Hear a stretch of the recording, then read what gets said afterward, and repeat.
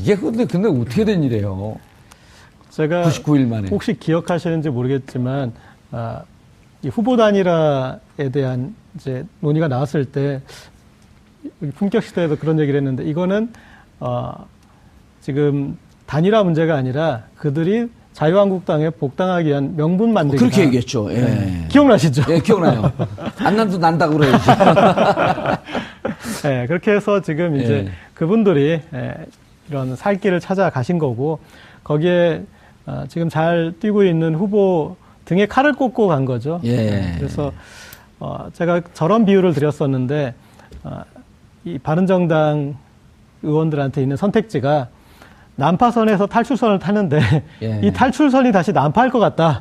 그렇게 돼서 난파선으로 다시 되돌아갈까? 자유한국당으로 되돌아갈까? 아니면 이종구 의원처럼 적선으로 가자. 국민의당으로 가자.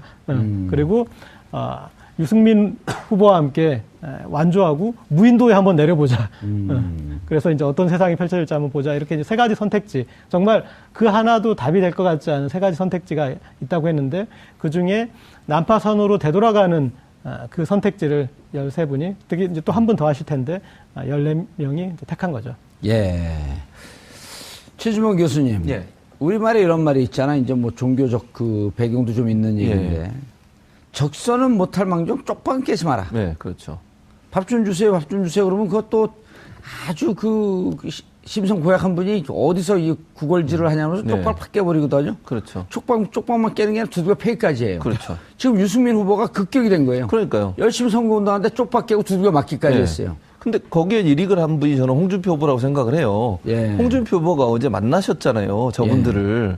그러시면 안 되는 거 아니에요? 상도덕상? 아니 만나도 이게 그 정치를 큰 틀에서 보면 이기고 지는 그냥 그분들 목숨 걸고 싸우죠. 이기고 지는 이런 걸 떠나서 국민들을 위한다라고 하는 의미에서 여도 야도 국회의원 정치하는 분들이 동업자거든요. 그렇죠. 맞습니다. 예? 그러니까요. 근데 거기서 홍준표 후보가 만나서 무슨 얘기를 했는지는 구체적으로 나오지 않았지만 제가 그냥 추측해 보건데 이랬을 거 아닙니까? 오면 무슨 자리 뭐 당협위원장 문제도 그렇고 사실은 그것 때문에 그런 거죠. 그럼요. 지금 그 바른정당을 탈당해 가지고 다시 새누리당 자유한국당으로 가려고 하는 분들의 생각은 뭐겠습니까? 가면 당협위원장하고 본인들의 나중에 총선이나 아니면 이제 지방선거에서 본인들이 관리하고 있는 그 지역구에 있는 분들을 당선시키고 이런 게 목적 아니겠습니까? 대체적으로. 그렇다고 하면 그런 부분에 일정 부분 뭐 논의가 있을 거라고 추측이 들어요. 뭐 지금 뭐라고 제가 말씀을 드릴 수 없죠. 뭐 듣지 않았으니까. 그러나 그럴 가능성은 충분히 있다고 보고 그렇다고 하면 이게 정치는 명분이라고 하는데 명분이란 게 뭐가 있습니까 대체? 명분의 근저는 또 도의가 있는 거예요. 그렇죠. 그런 도의나 명분을 완전히 깡그리 무시하고 이건 무슨 이게 패거리죠. 한마디로 얘기하면 우르르 갔다 우르르 오고 자기한테 이익이 안 된다고 생각해서 명분 없는 얘기를 하는 거 아니에요. 저는 그래서 나중에 또 얘기하겠지만 청문회에서 그렇게 막 비판하고 공격하고 이랬던 사람들의 저런 모습을 보면서요. 저분들이 그때 정말 진심으로 했나 하는 의심이 들 정도예요. 정말 본인의 어떤 뭐 개인적인 이익 그리고 지금 오늘 나오면서도 그런 얘기 했지 않습니까? 장제원 의원도 그런 얘기를 하셨어요. 지지율이 이래가지고는 가망이 없다라는 표현을 하셨는데 그럼 지지율 보고 정치합니까? 지지율 잘 나오면 거기 가서 한 편에 쓰고 지지율 안 나오면 언제든지 돌아가고 그러려고 정치하는 겁니까? 정치가 무슨 사업도 아니고 그런 건 아니지 않습니까? 지금 정봉주 의원님은 자기 의지를 지키다가 험한 꼴도 당하시고 저는 이제 방송인이에요. 그래서 정치의 흔적을 지워주세요. 그렇습니까? 그러니까 명분을 갖고 싸워야죠. 그러니까 이렇게 방송도 하고 오래 가시는 거 아닙니까? 저렇게 왔다리 갔다리 하면. 자꾸 제 얘기하는 게 이 자리가 탐나시는 거 같아요. 그건 아닙니다. 저런 식의 명분 없는 태도가 사실은 국민들한테 엄청난 실망을 줄 뿐더러 저는 장기적으로 보면 저런 행동이 절대로 국민들의 어떤 동의라든지 아니면 지지를 끌어내기 어렵다고 봅니다. 김 변호사님, 그 이제 정치 일선에 직접 뛰진 않으셨잖아요. 저분들 제가 이번에 이제 탈당하고 간 분들 중에 몇 분, 꽤 이렇게 이제 말도 섞고 친하게 지내는 분들이 있는데, 이런 하소연을 해요. 탈당을 해서 명분을 찾아서 갔는데, 지역의, 광역의원, 그 다음 기초의원, 이런 분들이 같이 일부가 왔다가 내년 선거를 앞두고 눈앞이 깜깜하니까 그분들이 다 돌아간다. 돌아가면서 의원님, 지역위원장이고 의원님 보고 정치했는데 저 좀 지켜주셔야죠. 이렇게 날마다 읍수하는데 이러지도 못하고 저러지도 못하고 인간적인 고뇌가 깊다. 이런 얘기를 해서 충분히 이해는 해요. 네. 충분히 이해는 하지만 사실은 저 당을 탈당하고 그냥 탈당한 게 아니거든요. 박근혜 대통령 탄핵에 동의하면서 국민의 편에 서서 우린 지금 이 대통령 잘못했다. 탄핵에 찬성표를 던진 분들이에요. 예, 맞습니다. 이제 아까 이제 의원님께서 말씀하신 그 지역구가 바로 장제원 의원 지역구입니다. 아, 그래요? 네, 거기 이제 의원의 아무한테도 지역구가 얘기하지 말라고 그러더니 자기가 다 얘기했나 본데? 페이스북에 본인이 올리셔가지고 아하. 지금 정치에 입문해서부터 수십 년간 함께한 사람들이 떠나가게 돼서 뭐 본인의 어떤 팔과 다리가 찢겨져 나가는 아픔을 느낀다 그렇게 말씀을 하셨는데요. 아하. 이제 뭐 그건 공공연한 사실이니까 물론 이제 정치인으로서 함께했던 어떤 동지가 내년에 어떤 선거나 이런 불리함 때문에 돌아간 거는 충분히 이해를 할 수가 있습니다. 예. 그런데 이제 제가 정말 국민의 한 사람으로서 조금 안타까운 것은 정치를 정말 선거에서 이기고 또는 권력을 잡기 위해서 하는 것인지 그것을 되묻지 않을 수가 없습니다. 정의당을 조금 봤으면 하는 생각이 듭니다. 정의당 같은 경우에는 의석수가 조금 하고 그럼에도 불구하고 정말 당원 그다음에 출마하는 사람, 뭐 국회의원 똘똘 뭉쳐가지고 정말 선거에서 승리하기 위해서 하는 것이 아니라 정의당에서 가지고 있는 어떤 노동자를 위한 나라를 만들겠다는 어떤 철학과 이런 신념을 펼치기 위해서 선거에도 출마하고 또 선거가 안 된다고 한다면 정말 시민사회 단체처럼 사회 활동도 하면서 그런 어떤 정치를 하는데 지금 바른정당 같은 경우에는 99일 전에 정말 새로운 어떤 보수를 만들겠다라고 해가지고 뛰쳐나왔음에도 불구하고 뭔가 해보지도 않고 딱 처음 첫 선거 아니겠습니까? 대선 같은 경우에는 크게 불리하지도 않은 선거임에도 불구하고 당장에 코앞에 닥친 뭐 대선을 앞두고 그다음에 이제 내년 선거가 불리하다라고 해서 이렇게 도망간다라고 하는 것은 내가 정말 나만 정치를 하겠다, 내 권력을 잡겠다는 어떤 그런 정치를 하겠다라는 것이 뭐 그런 의미이기 때문에 사실상 국민의 한 사람으로서 보게 되면 너무나 안타깝다라는 생각이 듭니다. 예. 근데 이 지금 바른정당 의원들의 탈당은 대선을 위한 것이라기보다는 대선을 위해서 그러면 이들이 탈당해서 그럼 홍준표 후보가 당선이 될 수 있는 것 그런 것도 아니지 그것도 않습니까? 아니잖아요. 예. 그래서 이 부분은 이렇게 봐야 될 것 같습니다. 그러니까 지금 이제 당장 돌아오려다 보니까 본인의 당협위원장 이 자리가 가장 아쉬운 부분이잖아요.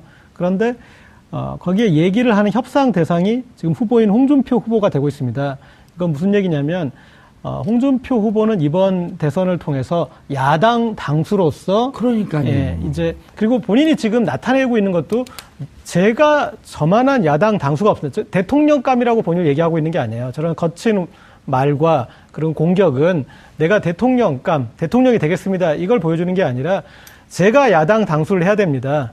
자만한 이런 사람이 야당 당수를 해야지 당선될 사람과 싸울 수 있습니다. 이런 부분을 보여주잖아요. 그런데 어찌되었건 지금 여러 가지 형태의 그런 그 숙청이 있었지만 자유한국당 내에서는 어쨌든 친박 이 세력이 가장 대주주입니다. 그런데 다양한 형태로 지금 홍준표 후보가 자기 세력을 모으고 있어요. 그중에서도 이 현역 의원 13명, 14명을 데려온다라는 거는 엄청난 지분이 늘어나는 거죠. 그렇게 그렇죠. 해서 자기 친 홍준표 기회를 이번 기회에 만드는 거죠. 예, 그렇게 해서 이제 명확하게 이 향후 대선 이후에 전국에서 주도권을 당내에서 일단 전국 주도권을 가져올 수 있는 사람도 나고 당내 주도권도 내 것이다. 그것을 이렇게 연결하는 그런 대목에 이제 이 탈당이 있는 것이죠. 예, 제가 전에 여기서 얘기했나 어디서 얘기했나 홍준표 후보에게 대통령 선거라고 하는 것은 대통령 선거라 쓰고 당대표 선거라고 읽는다. 이거하고 지금 동의하시는 거죠? 네, 저랑 저희 같이 주고받았던 얘기입니다. 아, 그럼 우리가 여기서 얘기했나? 여기서 얘기한 걸로 하시죠. 그거 잘랐고 어디 한번 좀 올려줘 보세요. 우리의 예측. 예? 봉도사의 뒤를 이어 이제 고도사까지. 고도사는 왜 고도사야? 못 먹어도. 도사까지는 좀 이렇게. 아니, 고도사는 못 먹어도 고.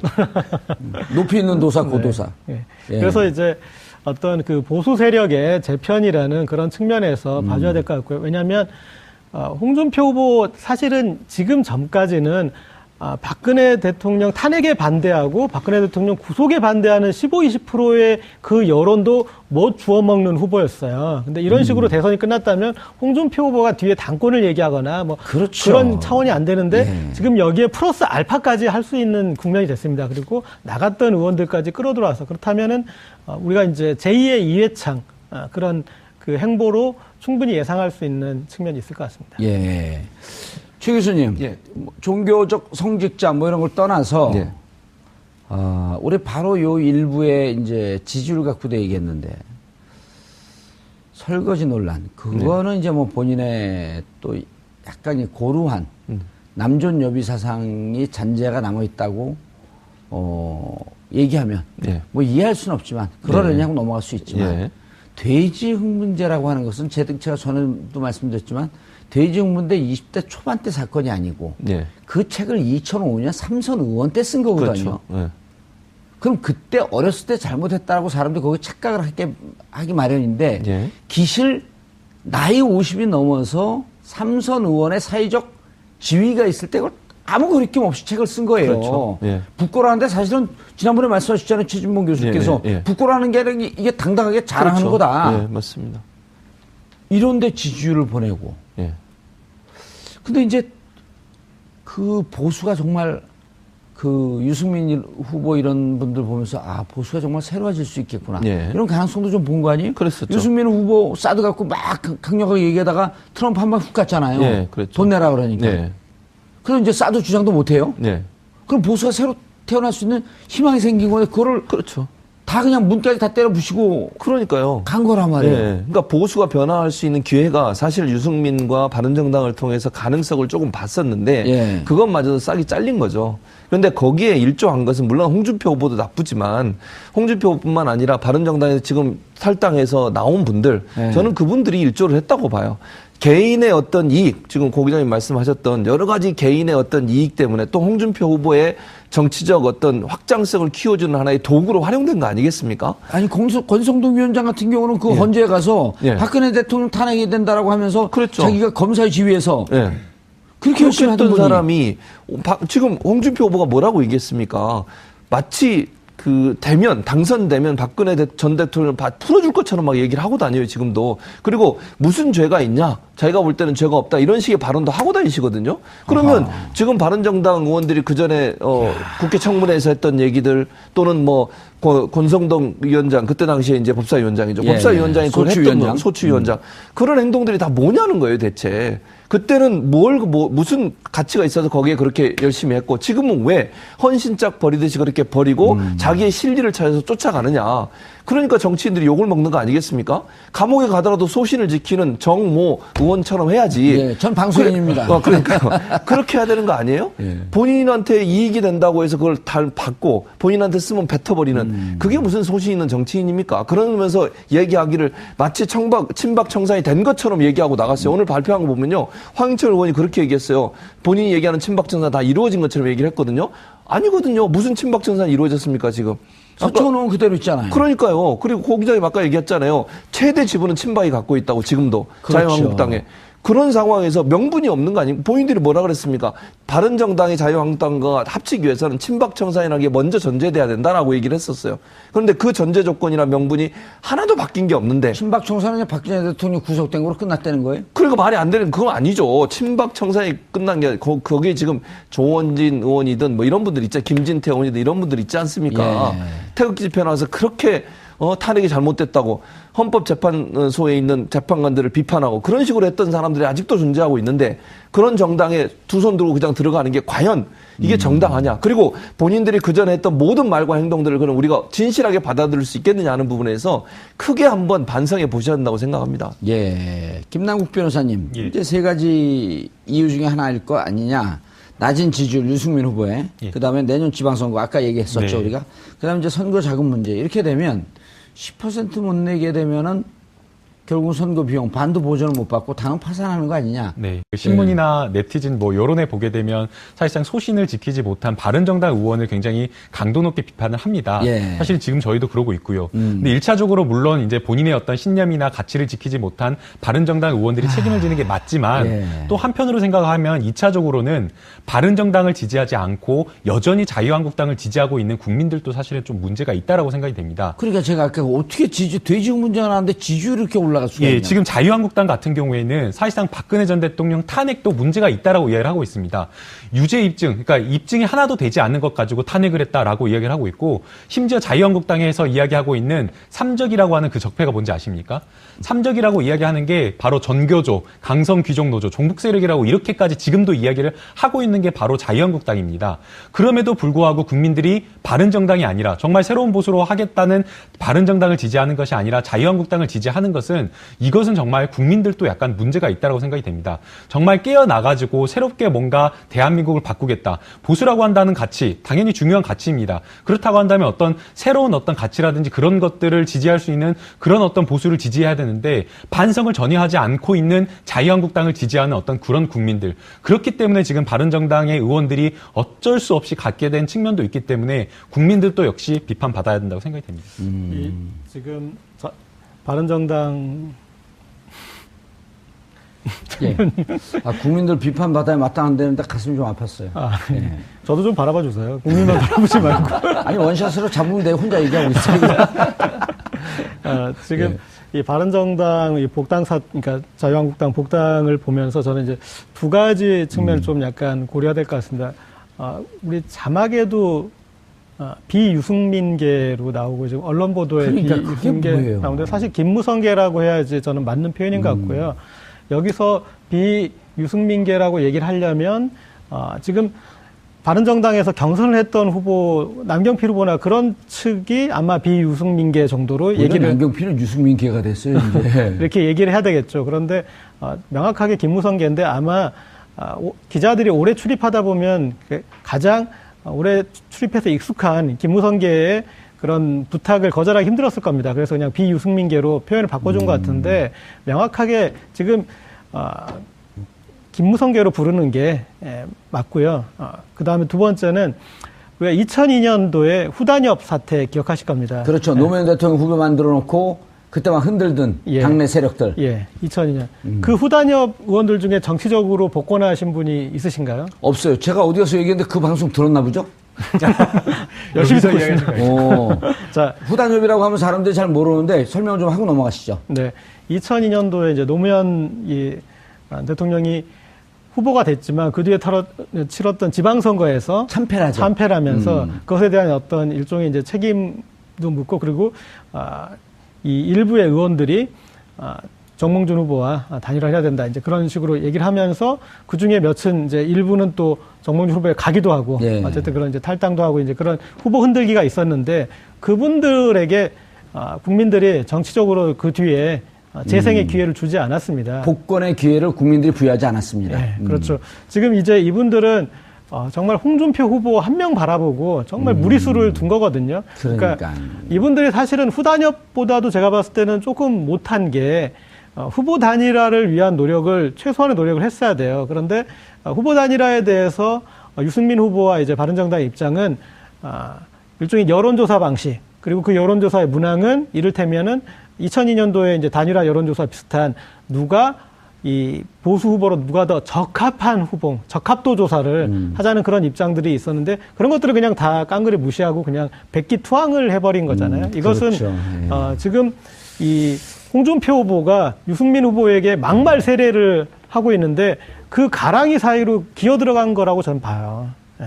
정말 이게 좀 그분들에 대해 모욕적인 표현일 수 있겠지만은 현재와 같은 국면에서 최소한의 노력도 하지 않고 그리고 어떤 당이 공존할 수 있는 그런 그 매뉴얼대로 가지 않고 이렇게 가버린 것들은 저는 그래서 그 후단협 사태의 그 정치인들의 전력을 이분들도 받게 되지 않을까 그렇게 우려됩니다. 예. 이 자유한국당 내부의 분란도 심상치가 않아요. 그렇죠. 지금 현재는 아까도 선택적으로 받겠다 그랬어요 또? 그렇죠. 선택적으로 받겠다 그랬죠. 왜냐하면 지금 자유한국당에 있는 박근혜 친박이라고 하는 사람들 있잖아요. 그 사람들은 박근혜 전 대통령의 탄핵에 이 바른정당 의원들이 책임이 있다고 보는 거죠. 그렇죠. 그러니까 저분들이 들어오는 것을 지금 결사 반대하고 있는 상황이에요. 그 자유한국당 당사 앞에 가서 집회도 하고 혼자서 또는 아까 말씀한 조은진 의원은 탈당을 했잖아요. 그랬죠. 그분은 또 탈당하겠다. 하겠다고 그랬는데 할지 안 할지 모르겠어요. 제가 그 지역구인데 투표할 겁니다. 저는 꼭 다음에 어쨌든 할 겁니다. 뭐라고 말을 안 하겠지만 어쨌든 그런 식의 태도를 보이는 것은 박근혜 전 대통령을 지지하고 끝까지 보호하겠다는 의지가 남아있는 거 아니겠습니까? 그렇다고 하면 제가 볼 때 친박이 주류인 자유한국당 안에서 지금 만약에 대선까지는 조금 이게 덮어 있을 수는 있지만 만약에 대선 끝나고 홍준표 후보가 당선이 안 된다고 가정을 하면 그리고 나면 이 문제가 또 한 번 문제화될 가능성이 있다고 봐요, 저는. 그러니까 그냥 저분들이 뭐 들어갈지 아직 그건 모르겠어요. 입당을 할지 안 할지 모르겠지만 어쨌든 홍준표 후보를 지지한다고까지 선언을 했지 않습니까? 그렇죠. 그래서 홍준표 후보가 만약에 낙선된다고 해서 저분들을 받아들인다고 하면 그랬을 때 당내에서 과연 조용히 넘어갈 거냐? 저는 그렇게 보지 않습니다. 일정 부분의 어떤 분란이 생길 가능성이나 충돌이 있을 가능성은 있다고 봐요. 대신 대선까지는 그런 문제가 불거지진 않겠죠. 왜냐하면 둘 다 이해관계는 결국 홍준표 후보의 지지율을 끌어올리는 것이 목표이기 때문에 잠잠한 상태에서 일주일은 가겠지만 대선 이후에 홍준표 후보가 낙선을 한다고 하면 자유한국당 내에서 저분들을 받아들이는 문제에 있어서 논란이 있을 가능성은 충분히 있다고 봅니다. 김남국 변호사님, 방금 우리가 일부에서 이 문제에 대해서 간단하게 논의를 할 때 여론조사 전문가들은 이런 분석을 하기도 해요. 오히려 이렇게 돼서 이게 자유한국당에 도움이 되는 게 아니고 좀 여유 있게 생각하고 있었던, 그러면서 문재인을 지지하고 있던 분들 중에서 이제 심상정 후보 가치도 좋고 신념도 좋기 때문에 좀 이렇게 표를 나눠줘야 돼도 이제 그 정권교체가 된 거기 때문에 소신 투표해도 되는 거 아니냐라고 하면서 일부 흘러가는 듯한 기색이 보였는데 다시 이거 봐라. 그래서 문재인 후보로 결집하는 양상이 보일 가능성이 있기 때문에 자유한국당에 큰 도움이 안 되고 자유한국당 내부가 휩싸일 가능성이 있다. 문재인 후보로의 집결, 자유한국당의 내부 분열. 어떻게 보세요? 예, 사실은 문재인 후보를 지지하는 어떤 지지자들이 훨씬 더 결속력 있게 모일 것으로 생각이 됩니다. 문재인 후보 캠프에서 나왔던 워딩, 그러니까 문재인 후보가 이야기했던 워딩을 보게 되면 완전한 대한민국을 만들어 달라라고 이야기를 하면서 전폭적인 지지를 호소를 했습니다. 예. 사실은 그거는 어떻게 보면 당선은 이제 확실한데 당선 이후에 통합을 고려한, 그러니까 전폭적인 어떤 국민적 지지를 받은 대통령을 만들어 달라는 어떤 그런 취지의 발언이었는데 지금의 어떤 발언 자체가 조금 더 바뀌고 그 다음에 지지하는 어떤 국민들의 마음도 상당히 바뀌었습니다. 사실은 이제 이 대선 자체가 보수는 좀 분열되어 있고 그 다음에 이제 선거의 어떤 구도 자체가 인물 구도이기 때문에 보수와 진보의 싸움이 아니다라는 어떤 그런 어떤 국민들의 어떤 선택 속에서 사실은 소신 투표를 하겠다라는 어떤 국민들이 많았는데도 불구하고 지금 이제 갑작스런 어제 그 탈당으로 인해서 보수의 어떤 결집을 하겠다라고 하니까 오히려 문재인 후보를 지지하는 어떤 지지자들이 긴장을 하고 이제는 정말 더 위기감을 느낀다라고 이야기를 하면서 지지를 해야겠다는 어떤 그런 지금 움직임이 보이고 있는 것도 사실입니다. 예. 그리고 지금 홍준표 후보가 과연 이제 13명의 어떤 그 바른정당의 의원들이 왔다라고 해서 과연 이게 플러스 요인이 있을 것이냐라는 어떤 그런 생각이 드는데요. 저는 사실 이게 한계가 있을 것으로 생각이 됩니다. 딱 그 한계가 박근혜 전 대통령의 탄핵에 반대했던 그 여론 한 15%에서 20% 그 정도가 딱 한계라고 생각이 되는데요. 예. 그 이상의 효과는 없다라고 생각이 됩니다. 바른정당의 의원들의 어떤 지지가 있었다라고 해서 국민적인 어떤 지지가 따라간다라고 전혀 생각하기 어렵고요. 결국에 국민들이 어떤 그 홍준표 후보를 지지한다라고 하는 것은 홍준표 후보를 지지하는 것도 중요하지만 홍준표 후보 주변에 있는 사람들이 어떤 사람이 있는가를 볼 것으로 생각이 됩니다. 결국에 홍준표 후보가 있는 당이 자유한국당 아니겠습니까? 자유한국당이 그냥 정당이 아니라 바로 박근혜 정권의 책임 있는 정당이기 때문에 국민들은 홍준표 후보 플러스 문제가 있다고 생각하는 홍준표 후보 플러스 더 문제가 있다고 생각하는 자유한국당의 의원들을 보기 때문에 저는 효과가 없을 것으로 생각합니다. 예, 알겠습니다. 구재열 기자님, 이제 5월 4일, 5월 5일 이번 주에는 더 이상 출연 안 하시나요? 네, 다시 부르려고요. 그냥 오늘 다 얘기하고 가겠습니다. 예, 왜냐하면 간단하게 한 20-30초 정도 네. 우리 그 4일이나 5일 날 꼭 그 사전 투표를 해야 하는 특히 20대, 30대 젊은 층들 집에서 좀 떠나 있는 그분들에게 간단하게 5월 9일 날 투표가 힘들면 사전 투표라도 꼭 해주십시오 하는 영상 편지를 30초 되면 딱 무조건 끊겠습니다. 영상 편지가 제 담당이 아니었던 걸로. 그냥 시킨 대로 하세요. 네, 안 하면 감옥에 갑니까? 아니, 감옥은 아니어도 일단 조사를 먼저 받고. 날 좋을 때 무엇을 할까 이렇게 고민하시는 분들이 있는데 투표 먼저 하시는 게 좋을 것 같습니다. 그리고 투표하실 때는 제가 이 후보 저 후보 다른 말씀 안 드리겠습니다. 여러분의 입장에서 가장 여러분에게 이득을 끼칠 후보를 이렇게 선택하시는 게 그것이 여러분에게도 좋고 그게 대한민국을 살리는 길이라고 생각하시고 투표하시면 될 것 같습니다. 예, 알겠습니다. 다음 최진봉 교수님. 예. 하기 전에 김남국 변호사님. 영상편지. 네. 예, 간단하게 했어요. 좀 영상편지 전담되면서 좀 길어졌어요. 짧게 하겠습니다. 예. 네. 그 정봉주 의원님 정말 재미있으시죠?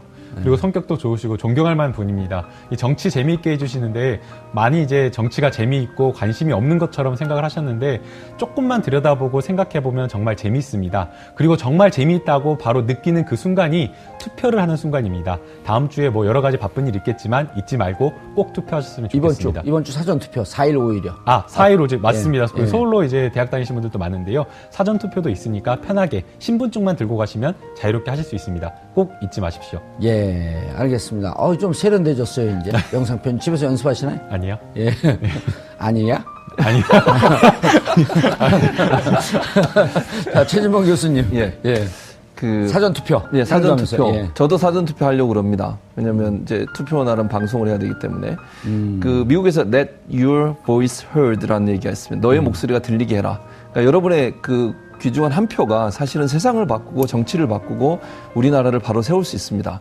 예. 여러분이 소중한 한 표를 포기하지 마시고 꼭 4일, 5일, 이틀간 아무 곳이나 가셔도 됩니다. 어느 투표소나 가셔도 거기서 바로 투표용지가 인쇄돼서 투표를 할 수 있기 때문에 걱정하지 마시고 가까운 곳에 가셔서 꼭 투표하셔서 이번에는 정말 국민을 존중하는 대통령을 뽑을 수 있도록, 그래서 다시는 최순실 박근혜와 같은 그런 불행한 나쁜 대통령이 나오지 않도록 여러분이 꼭 한 표를 행사해 주시기를 간절히 부탁드립니다. 예. 이게 세 분이 영상편지 보내는데 BGM까지 깔렸어요. 그렇습니다. 예. BGM이 무슨 뜻인지는 아시죠? 뭐의 약자인 줄 아세요? 백그라운드 뮤직. 백그라운드 뮤직. 예, BGM. Let your voice heard. 너의 목소리가 들리게 하라. 그냥 목소리가 들리게 BGM을 살짝 깔았어요. 예. 자, 유승민 후보 안타깝죠? 저는 가장 안타까운 부분은 예. 유승민 후보의 정치력이 일단 대선 후보지 않습니까? 그렇죠. 그렇다면은 이번에 탈당 사태 때 어떤 식으로든 원내 교섭단체는 지켰어야 됩니다. 네, 그거 손을 정도는 좀 잡아줬었어야 그렇죠. 돼요. 그거 정도는 이제 후보가 정치력을 보여줬어야 되는데 네. 그 부분도 이렇게 쉽게 허망하게 무너지는 걸 보면서 너무 이렇게 엘리트 정치를 하는 거 아닌가? 내가 난데 나만 완주하면 되는데 이제 그런 식인 것 같아요. 근데 현실 정치에서 이 원내 교섭단체가 갖는 어떤 그 의미를 봤을 때 이것은 사실은 이제 원내 교섭단체가 깨졌다라는 거는 그 이후에 추가 붕괴의 가능성도 그렇죠. 더 커진 거거든요. 그런데 제 생각에 본인이 좀 더 나섰다면 특히 탄핵 국면에서 역할을 했던 그런 그 의원들은 본인이 좀 더 적극적으로 붙들었다면 붙들 수도 있지 않았을까. 그런 부분이 좀 아쉬웠습니다. 예. 이런 얘기도 좀 해요. 최 교수님, 최 교수님도 내부 사정이나 뭐 이런 취재하셔서 좀 아시겠지만, 예. 지금 이제 엘리트 정치라는 거 아니냐라고 이제 애들러서 좀 말씀을 하셨는데, 예. 사실 스킨십이나 소통이 좀 부족하다. 그렇죠. 예. 맞습니다. 그래서 의원들에게 아쉽게 좀 도움을 청하고, 예. 함께 가자 하면서 으쌰으쌰 하는 이런 정당이라고 하는 것이 이제 이른바 이제 패거리 정치거든요. 그렇죠. 그러면서 서로 의지하고 격려하고 그러는 건데 그런 게 이제 부족했다라고 하면서 원인을 유승민 후보한테 찾는 분들도 좀 계시거든요. 예, 맞습니다. 그러니까 예. 유승민 후보가 갖고 있는 스타일 자체가 좀 엘리트 정치라고 표현하셨으니까. 2세 정치인 아니에요? 또. 그렇죠. 예. 그렇기도 하고 원칙주의자 이미지가 강하잖아요. 그러다 보니까 뭐 내가 가는 길이 맞는데 만약에 반대한다고 하면 그걸 굳이 내가 붙잡을 필요가 있겠느냐 하는 예. 그런 생각을 좀 갖고 계신 것 같아요. 그게 좀 안타까운 부분이에요, 사실은. 정 의원님 말씀하신 것처럼 정 의원님도 원칙주의자지만 그래도 밤에는 열심히 이렇게 친하게 지내시잖아요. 예. 다른 분들하고 술도 드시고. 예, 그러니까. 그게 사실은 인간관계 아니겠습니까? 그래서 필요에 따라서는 정말 내가 손을 내밀고 좀 부탁도 하고 그래서 한편이 돼서 뭔가 이루려는 의도를 가져야 되는데 그런 부분이 좀 이게 이미지상으로도 그렇고 하시는 행동을 보면 그런 부분들이 좀 약해서 사실은 오늘 토론에서도 혹시 그런 부분이 공격을 받는 부분이 아닌가 하는 생각도 들어요. 오늘 밤에. 또 토론회 마지막 토론회 그렇죠. 있죠. 그러면 예. 유승민 후보의 어떤 자질을 검증하면서 그런 정치력을 발휘할 수 없는 상황인데 국가를 운영할 정도의 정치력을 있을 수 있겠냐는 공격을 받을 가능성도 있거든요. 예. 그런 그런 부분들을 보면 유승민 후보가 조금 더 오픈 마인드 돼서 어쨌든 후보가 됐으면 당대표 역할까지 해야 되는 거 아니겠습니까? 예. 그렇다면 좀 큰 정치를 하셔야 되는데 너무 원칙주의에 빠져 있다 보니까 그런 부분이 좀 놓친 부분이 아쉬운 부분이죠. 예. 끝까지 그래도 완주하겠죠? 네, 사실은 이제 유승민 후보의 어떤 성격이나 그런 것을 보게 되면 아마 단일화 없이 끝까지 갈 것으로 생각이 됩니다. 뭐 지금 이제 여론조사가 계속 빠지고 있고 사실상 안철수 후보도 보수하고 진보가 이렇게 대립하는 양상에서 중간에 끼어 있다 보다 보니까 굉장히 난처한 상황이어서 어떻게 보면 국민의당 입장에서 또 바른정당에 손을 내밀 수도 있을 것으로 생각이 되는데요. 그럼에도 불구하고 지금 유승민 후보의 어떤 성정이나 이런 것을 보았을 때는 끝까지 완주를 좀 할 것으로 생각이 됩니다. 알겠습니다.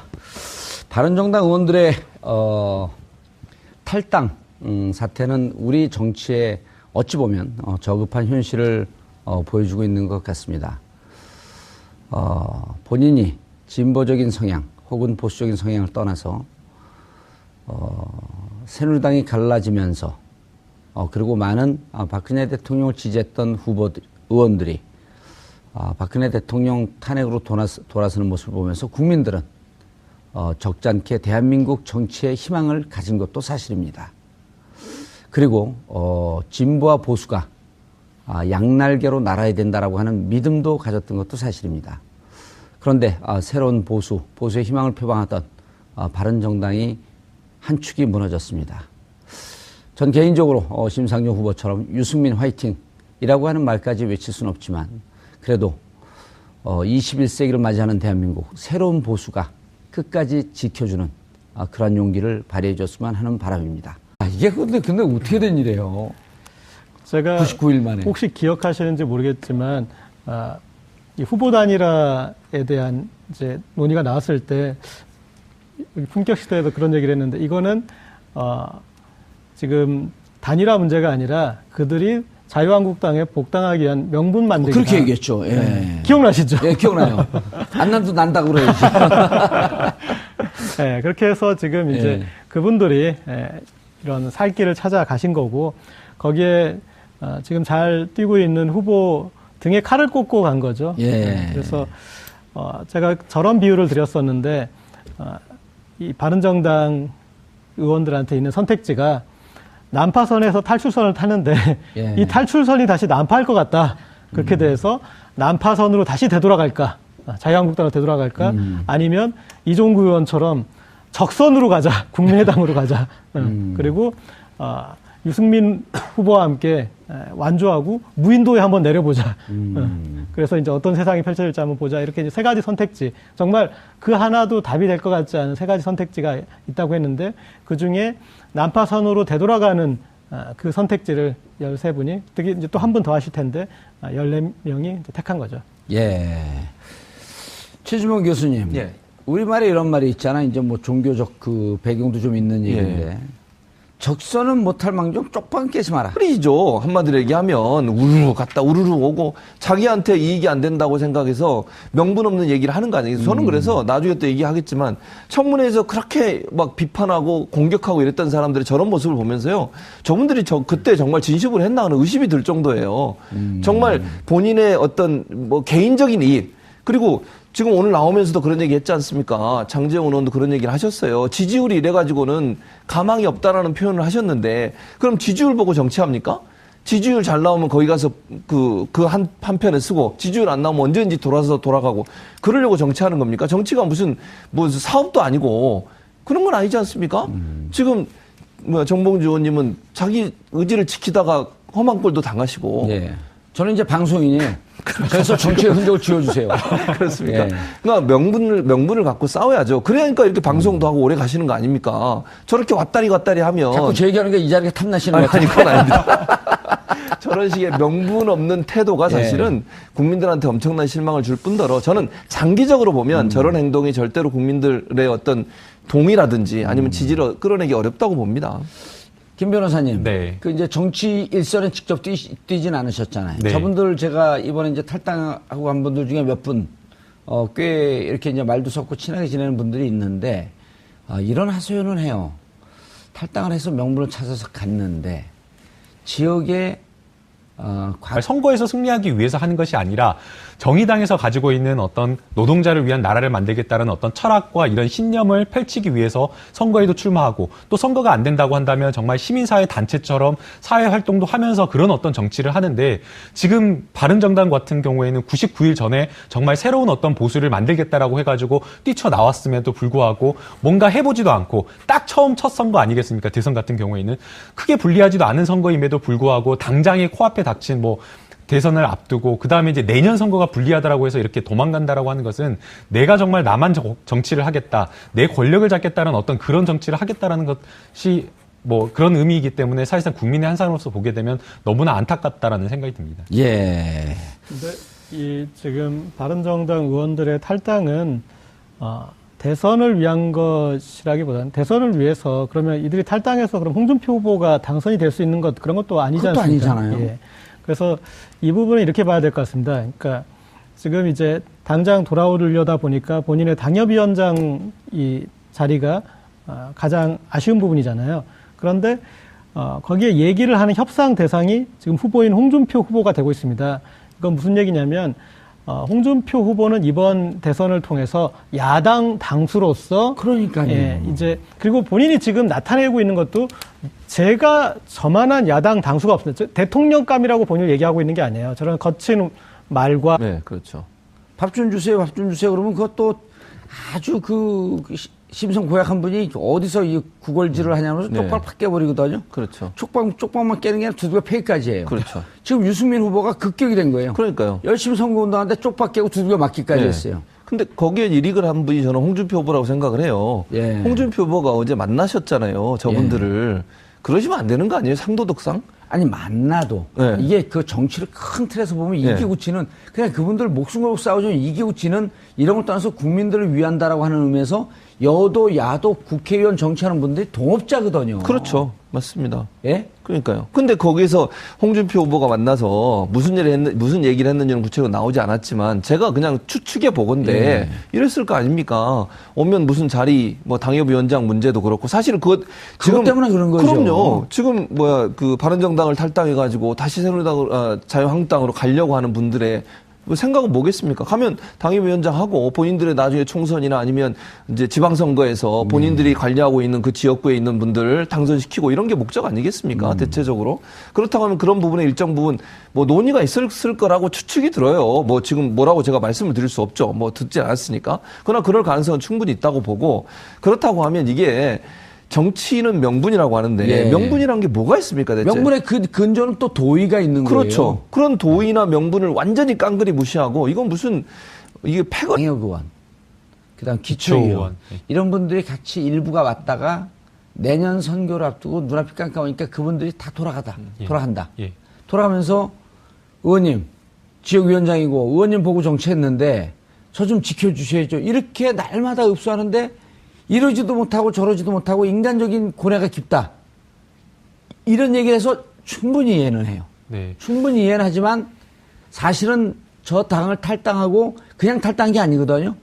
박근혜 대통령 탄핵에 동의하면서 국민의 편에 서서 우린 지금 이 대통령이 잘못했다. 탄핵에 찬성표를 던진 분들이에요. 예, 맞습니다. 이제 아까 이제 의원님께서 말씀하신 그 지역구가 바로 장제원 의원 지역구입니다. 아, 그래요? 네, 거기 이제 의원의 아무한테도 지역구가 얘기하지 말라고 그러더니 자기가 다 얘기했나 본데? 페이스북에 본인이 올리셔가지고 아하. 지금 정치에 입문해서부터 수십 년간 함께한 사람들이 떠나가게 돼서 뭐 본인의 어떤 팔과 다리가 찢겨져 나가는 아픔을 느낀다 그렇게 말씀을 하셨는데요. 아하. 이제 뭐 그건 공공연한 사실이니까 물론 이제 정치인으로서 함께했던 어떤 동지가 내년에 어떤 선거나 이런 불리함 때문에 돌아간 거는 충분히 이해를 할 수가 있습니다. 예. 그런데 이제 제가 정말 국민의 한 사람으로서 조금 안타까운 것은 정치를 정말 선거에서 이기고 또는 권력을 잡기 위해서 하는 것인지 그것을 되묻지 않을 수가 없습니다.